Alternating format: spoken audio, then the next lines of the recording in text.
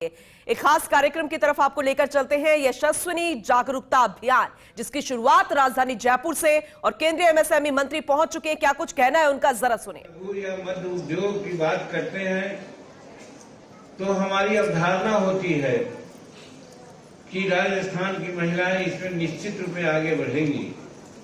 और आज हम देख रहे हैं जो बहु बेटियों का साथ साथ हमारे भाइयों का जो यहाँ पर आगमन हुआ है, उनकी जो उपस्थिति है, ऐसा दर्शाता है कि सबके दिमाग में ऐसी बात है कि हम कुछ करें।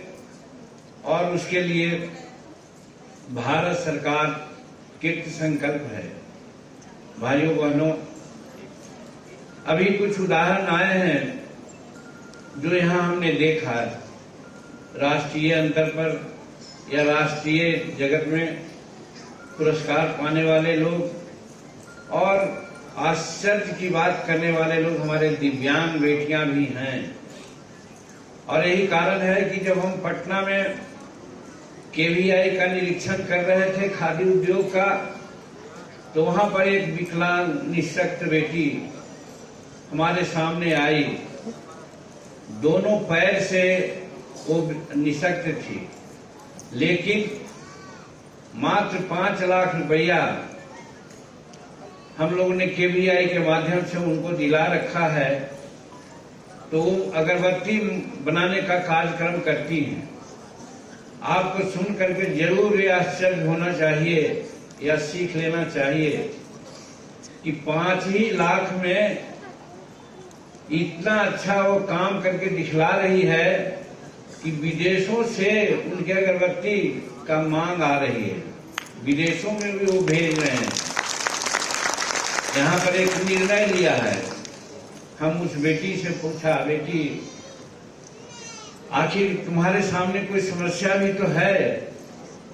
तो उन्होंने कहा, अंकल 5 लाख रुपया से हम आज 5 साल 6 साल से काम कर रहे हैं। हमारा मार्जिन मनी नहीं मिलता है कि आगे हम कुछ लोन लें बैंकों से। यानी 5 लाख रुपया ली होगी तो कुछ मार्जिन मनी देना होगा, हुआ होगा 25% या 20% बताएंगे हमारे पदाधिकारी।